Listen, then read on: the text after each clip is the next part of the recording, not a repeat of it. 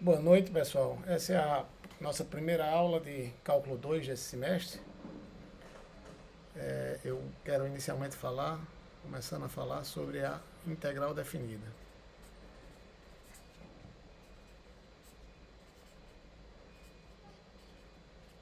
Tá? A noção de integral definida nasce da necessidade da gente calcular áreas. Áreas, em geral, da seguinte maneira: áreas sob gráficos de funções. Tá? Então, vamos lá. Aqui um gráfico de função, digamos, y igual a f de x, uma função contínua, tá certo? No intervalo entre A e B. Tá? E a ideia é conseguir achar uma maneira de calcular essa área abaixo dessa função. Ok? Pois bem, em alguns casos, por exemplo, a gente já sabe calcular essa área, né?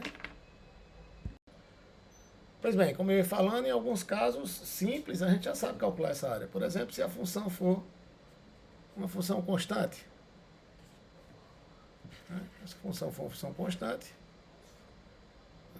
que está o valor dessa constante positiva, tá certo? E aí, o gráfico dessa função é dessa forma. E essa área nada mais é que a área sobre esse retângulo, tá? E a área B menos A vezes C. Base vezes altura. Ok? Pois bem, em outros casos também, se você. Para qualquer reta, né? Isso aqui, qualquer reta, se o gráfico da função é qualquer reta, essa área aqui vai ser a área de um trapézio. Ok? Mas no caso geral, que é esse caso que eu desenhei aqui, é um problema complicado. E esse é o tipo de teoria que a gente vai fazer, né? A integral definida serve exatamente para calcular esse tipo de área. Pois bem, vamos lá. Considerar deixa eu desenhar um gráfico bem simples aqui, só para a gente ter ideia. Desenhar maior para vocês terem ideia aqui do desenho. Desenhar uma função assim, crescente, tá certo? Y, x, aqui é o gráfico dessa função y igual a y de x. E a gente quer calcular essa área, certo? Essa área abaixo do gráfico dessa curva, entre as retas x igual a A e x igual a B. O que a gente vai fazer, é uma coisa que vocês já viram em outros contextos, é aproximar essa área por áreas que a gente saiba calcular. Como? Vamos fazer assim o seguinte aqui. Considera um intervalo AB, vamos dividir, eu vou botar de outra cor aqui, vamos dividir só para vocês terem uma ideia, em três subintervalos, tá certo? Aqui não está em escala, mas com esse tamanho aqui desses subintervalos, o mesmo, tá certo? Então o tamanho eu vou chamar de ΔX, é o tamanho de cada subintervalo, vai ser nesse caso comprimento B menos A dividido por 3. Então cada tamanhozinho desse aqui é ΔX, ΔX, ΔX. E o que a gente vai fazer é construir, né? Aqui eu vou chamar o A de x0, o B de x3, tá certo? Vou construir um retângulo, escolhendo sempre o lado em cada subintervalo desse x0, x1, x1, x2 e x2, x3, escolher sempre o ponto mais à direita do subintervalo, quer dizer, aqui no ponto, nesse subintervalo x0 a x1, e escolher esse ponto mais à direita e construir esse retângulo. É o retângulo que tem altura igual a f de x1, tá? E base ΔX. Vou repetir esse procedimento em cada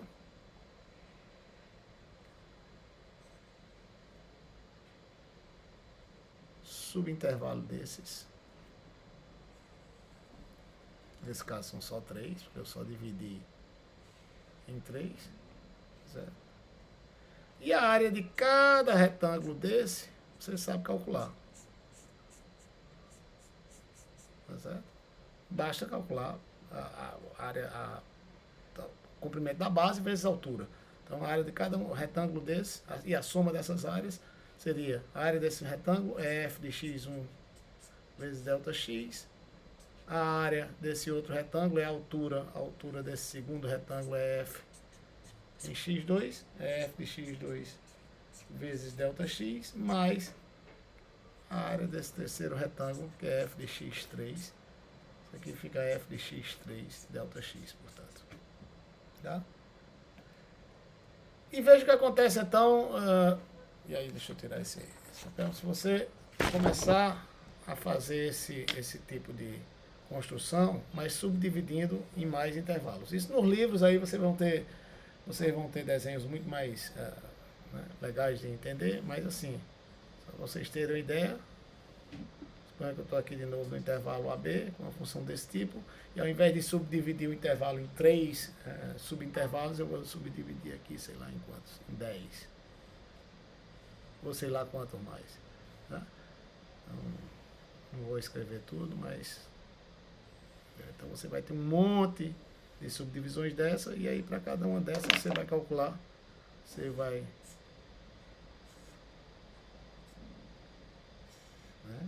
calcular, escrever os seus retângulos, são de aproximações, e aí calcular essas somas, quer dizer, em geral, né, se você está no intervalo AB, e você escolhe,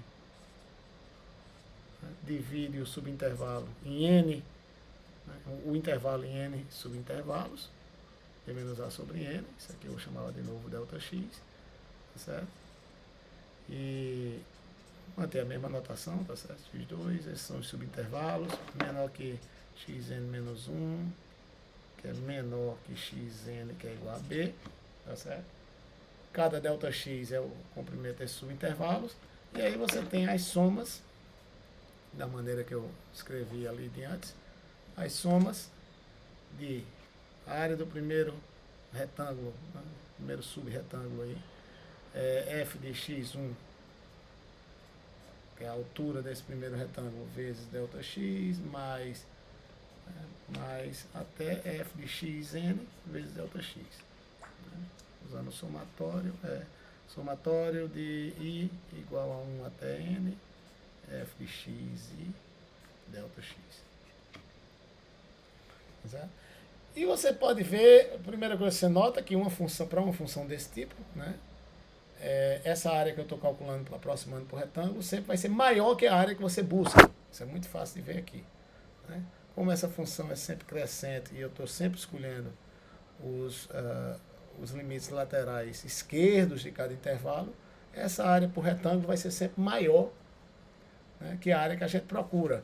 Porém, quanto mais eu subdividir esse subintervalo, né, quanto mais eu aumentar n, que é o número de subintervalos, aqui, eu vou aproximar melhor essa área que queremos encontrar.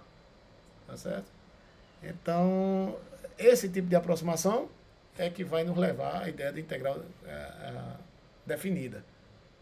Não necessariamente, não é necessário fazer como eu fiz aqui, a aproximação sempre por retângulos, tomando como altura dos retângulos os pontos na esquerda de cada subintervalo. Você podia tomar os pontos à direita, por exemplo. Você podia tomar, por exemplo,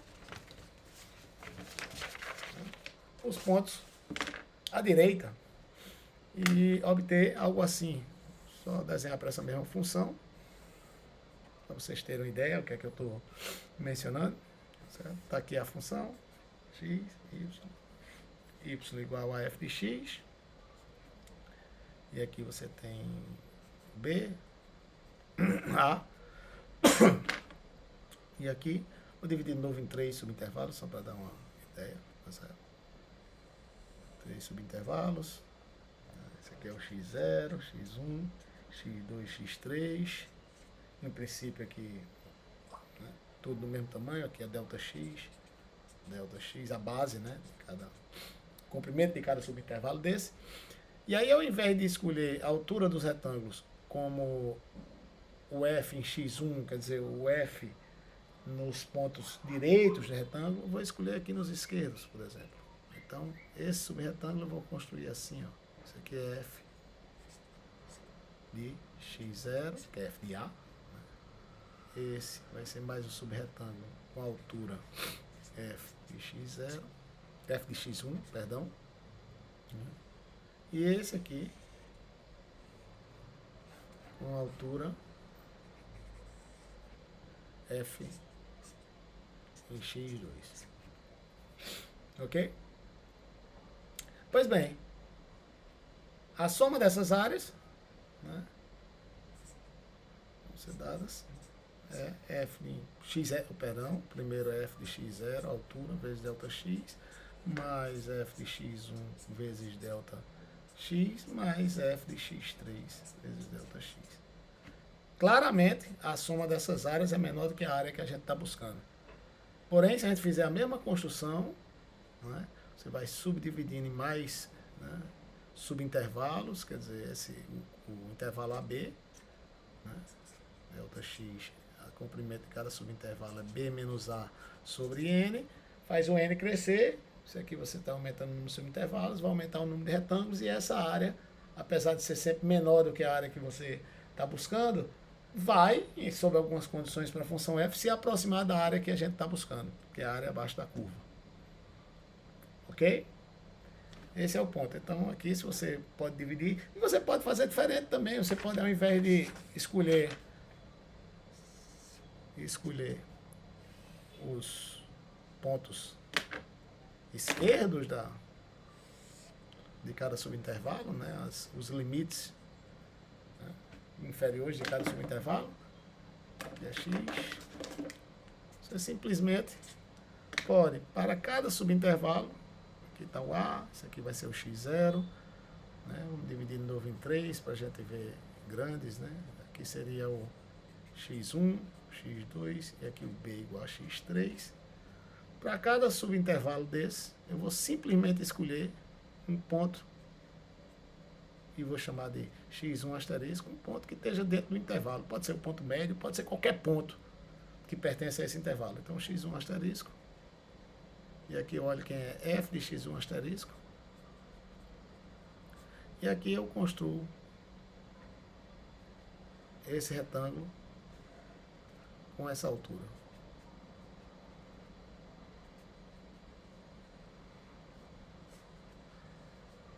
E também vai ser uma aproximação.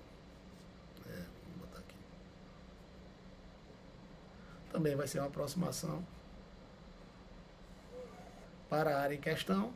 Nesse caso já não dá para dizer simplesmente de cara se vai ser maior ou menor. Claro, nesse desenho, de acordo com o desenho, seria menor, mas você vê que tem uma parte que está sobrando na área e tem outra parte que falta. Então, em geral, não dá para dizer se essa área vai ser menor ou maior que a área que a gente está buscando, né? Mas dá para dizer sim que essa, nesse caso, delta, aqui continua com delta x, que é o comprimento de cada subintervalo, B menos A sobre N, que nesse caso é a aproximação seria x1 asterisco vezes delta x mais f de x2 asterisco vezes delta x mais f de x3 asterisco delta x. Ok? Em geral, para N,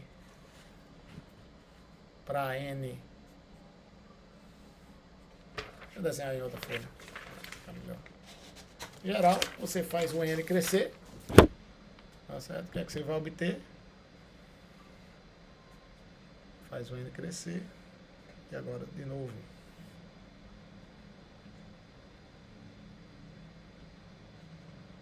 B, subdivide o intervalo AB,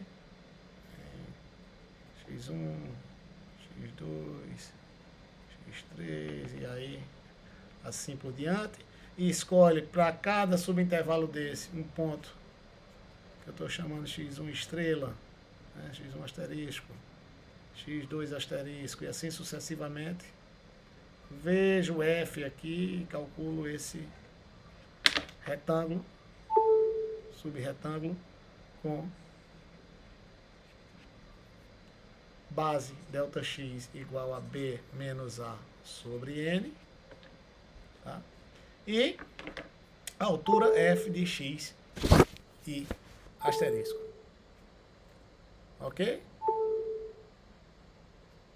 E aí, ó, aqui você escolheria esse. E quanto mais você adicionar subintervalos, melhor fica essa aproximação para a área em questão, claro, quando a função satisfaz certas condições.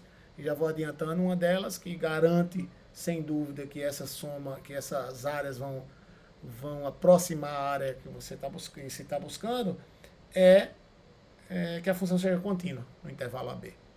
Tá certo? Pois bem, e aí seria uma soma, essa chamada de, e aí é um nome importante, soma de Riemann. É a soma de Riemann. E seria nada mais que somar aqui todos os f de x e asterisco, as áreas desses subretângulos com i igual a 1 até n. Esse aqui eu chamar de soma para S, soma de Riemann n, para n subintervalos. Tá certo? Então aqui eu subdividi os intervalos, né, subdividir o intervalo em subintervalos com esse comprimento, tá certo? E escolhi um xi asterisco pertencente a o intervalo xi menos 1, xi para cada i, para cada i 1 a 2 até n. E construo essa soma. Se esse limite existir,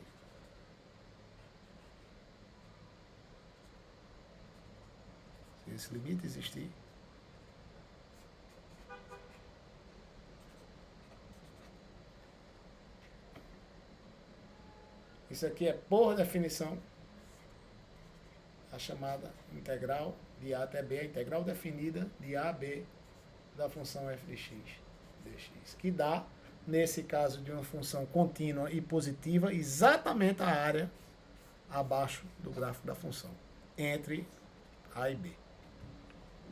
Ok? Então, essa construção, claro, prova-se, há resultados garantindo que esse limite de fato existe. Quando esse limite existe, a função é chamada integrável. Tá certo? A função é chamada integrável quando esse limite existe. Tá? E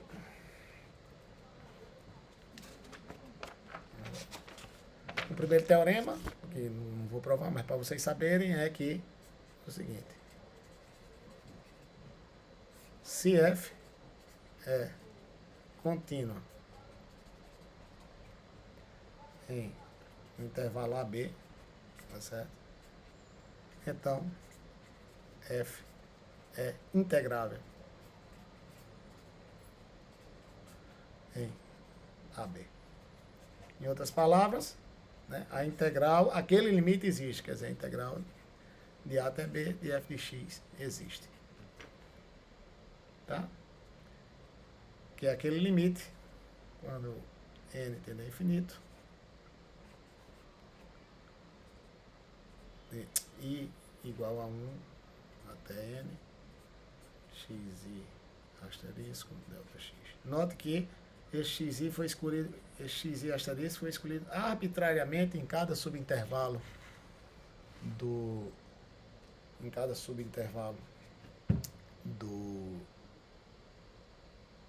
da partição, né, daquele intervalo todo. Ok? Pois bem,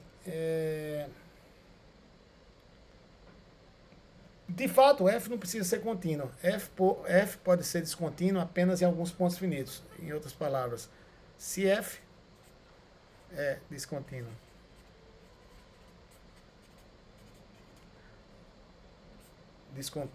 por saltos finitos, né? Descontinuidade por saltos finitos é quando você, né, bom, tá muito claro, né, o termo diz por saltos finitos, quer dizer, as continuidades são só saltos finitos. É descontínua por saltos finitos em um número finito de pontos, ela também é integrável, tá? é integrável. Em outras palavras, como eu estou dizendo, se f for contínuo, ou f for descontínuo apenas em um número finito de pontos, e a descontinuidade é apenas por saltos, quer dizer, em outras palavras, deixa eu desenhar aqui uma função desse tipo, por exemplo, aqui, ó, x, y, aí você tem uma função que vale, esse gráfico dela é assim aqui, e aqui ela segue assim, por exemplo. B, A, sei lá, ponto C.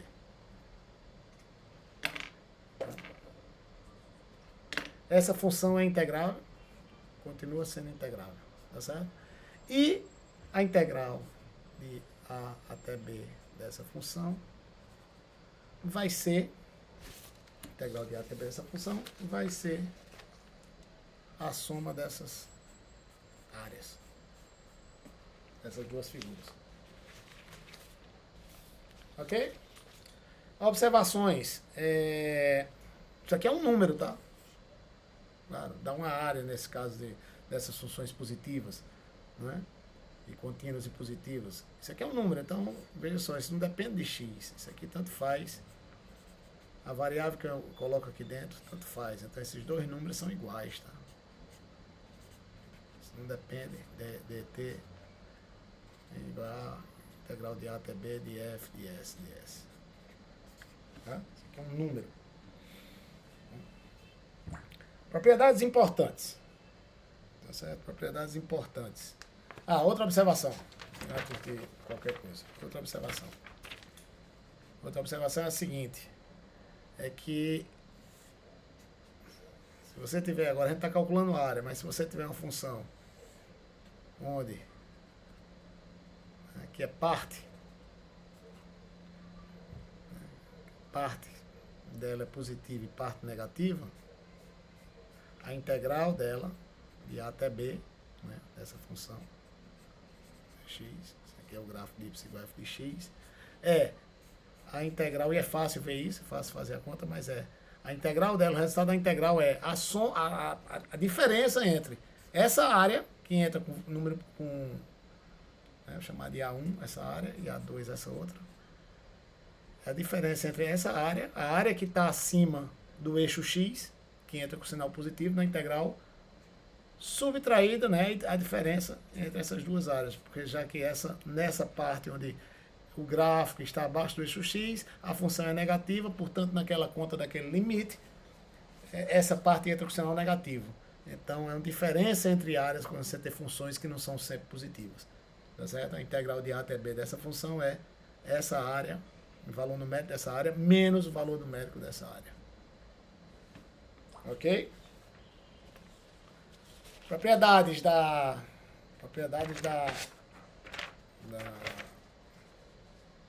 integral definida.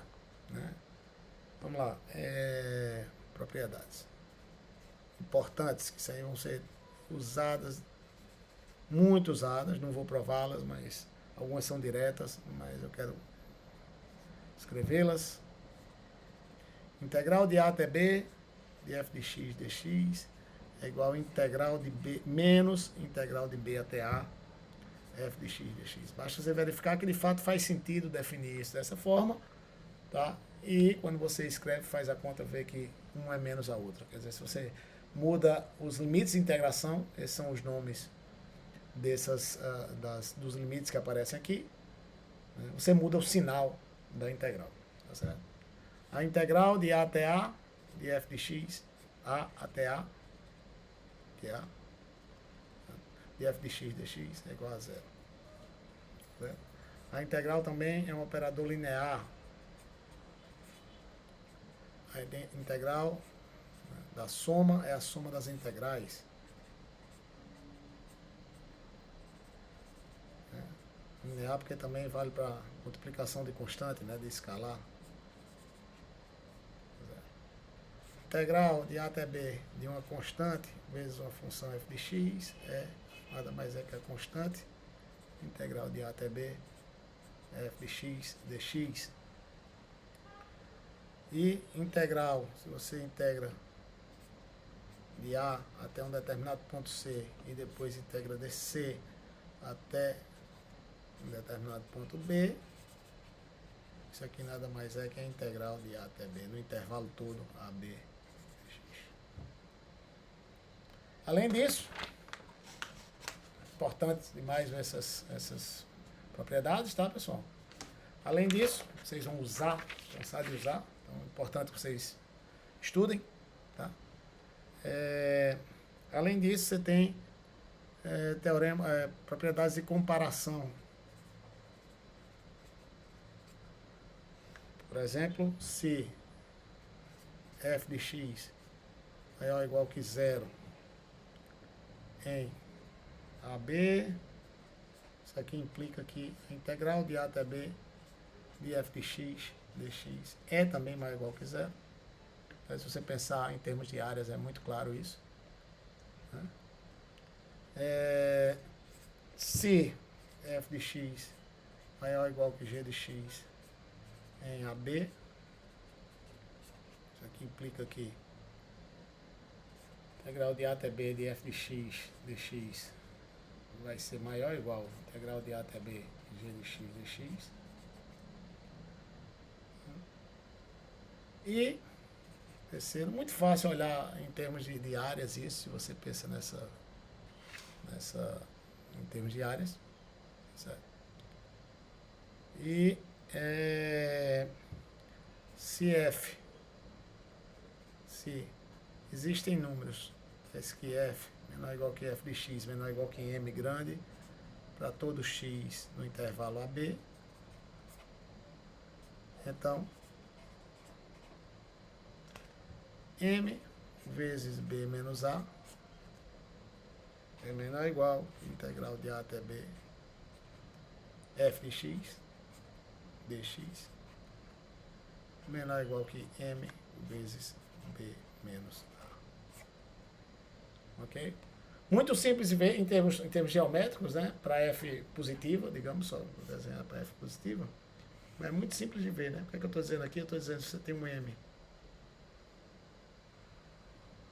Está aqui essa função, constante igual a m. M positivo, maiúsculo. Outra função constante. E aqui eu estou dizendo que f está entre as duas, quer dizer, o gráfico de f entre esses dois valores. Basicamente eu estou dizendo que a área, essa área que eu estou aqui achuleando em azul, tá, é maior ou igual m vezes b menos a, nada mais é que essa área aqui desse retângulo. E ela é menor ou igual que a área desse retângulo todo. Geometricamente, para f positiva e contínua é muito fácil de ver. Ok? Teorema importante, que é o que a gente vai usar direto para calcular integrais. É tão importante que recebe o nome de teorema fundamental do cálculo. Importantíssimo, que dá a relação entre integral e derivada, que é o que vocês já viram até agora, como, em certo sentido, como operações inversas uma da outra. Vocês vão ver em qual sentido. Mas aqui é tão importante que tem o nome como o nome de teorema fundamental do cálculo.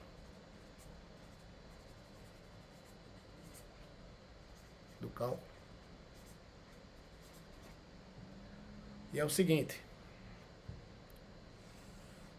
se f é contínua, função f,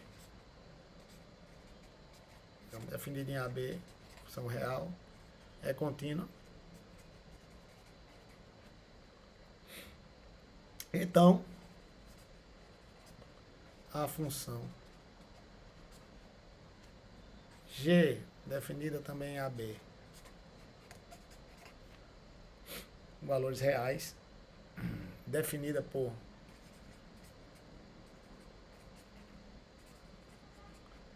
g de x igual a integral de a até x de f de t dt, é contínua,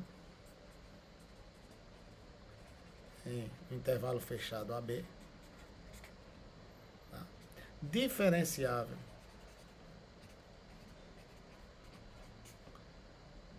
no intervalo aberto AB e, além de tudo, a derivada de G é exatamente f de x.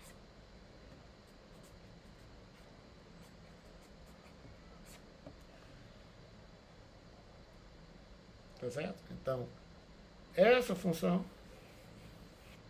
é derivável, é contínua no fechado, derivável no aberto, e além disso, a derivada dela é f de x. Como decorrência disso, alguns livros, isso é uma consequência, mas alguns livros chamam de Teorema Fundamental do Cálculo, parte 2, né? E aí, eu vou escrever consequência, mas vou escrever aqui que alguns livros chamam Teorema Fundamental do Cálculo, parte 2, segunda parte, ou qualquer coisa desse tipo. É que se f de AB, que aqui nos dá um método para, de fato, calcular as integrais definidas. Tá certo? Se f de AB em R é contínua, então, integral de A até B de f de x dx é igual a f grande, f maiúsculo de B, menos f maiúsculo de A, onde f é qualquer função satisfazendo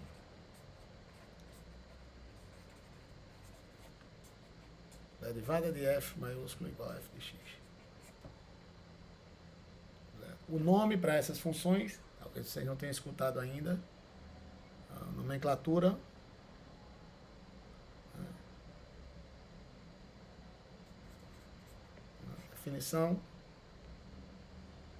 se f é tal que f' de x igual a f de x, então f é dita uma primitiva de f de x.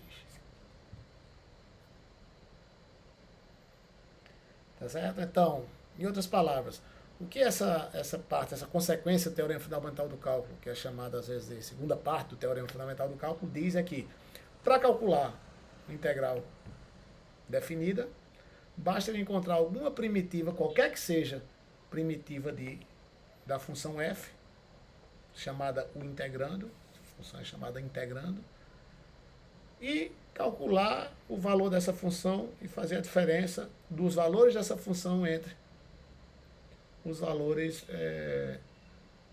nos extremos do intervalo de integração. Tá certo? Então, por exemplo, se a gente quiser calcular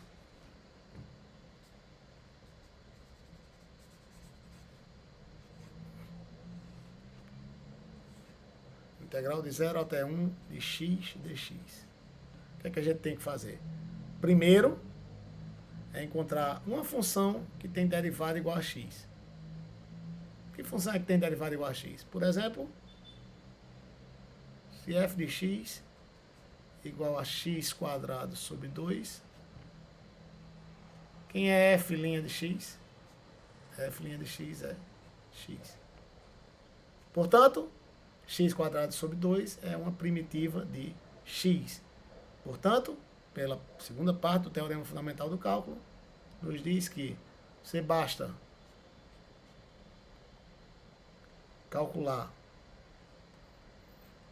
o valor de x quadrado sobre 2 em x igual a b, nesse caso 1, e subtrair desse valor o valor de x quadrado sobre 2 em x igual a 0. Isso aqui é igual a 1 meio menos 0, que é 1 meio. A notação para isso aqui é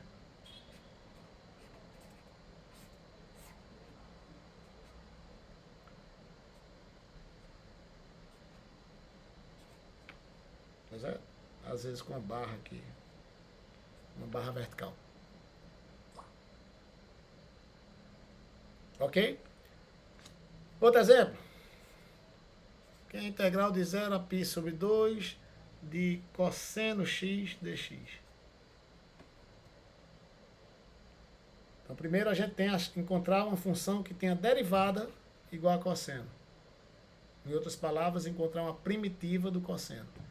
O que é uma função que tem derivada igual a cosseno? É o seno. Portanto,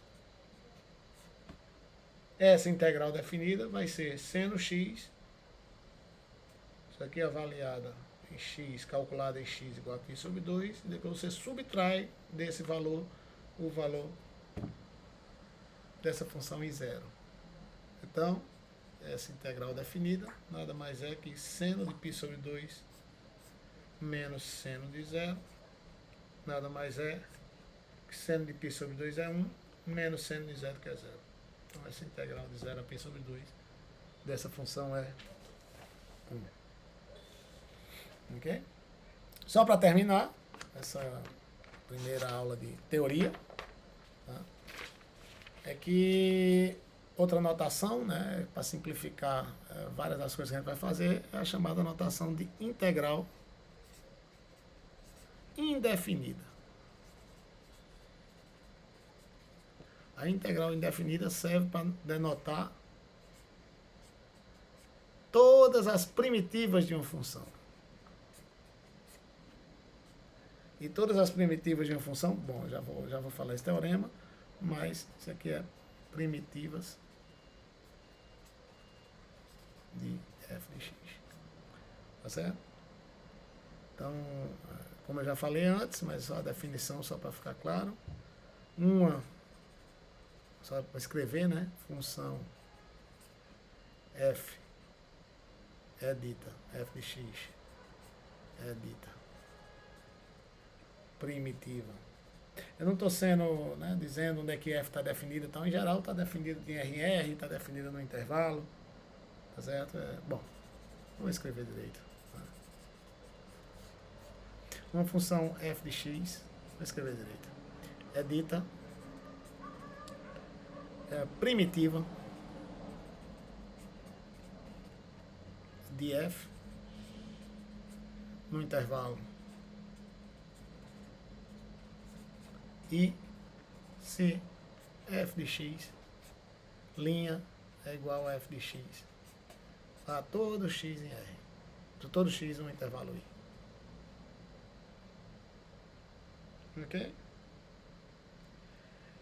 E a última coisa que eu queria escrever, para depois a gente continuar, é que tem um teorema.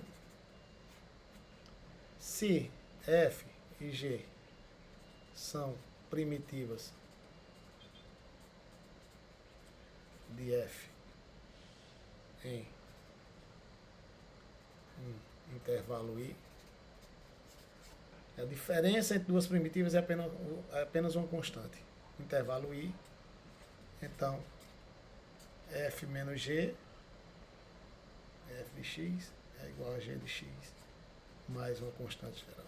Mais uma constante. A diferença entre duas primitivas é sempre uma constante. Em outras palavras, quer dizer, a primitiva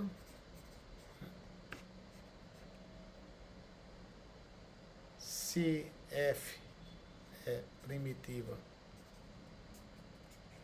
de f pequeno, então todas as primitivas, todas as primitivas de f são da forma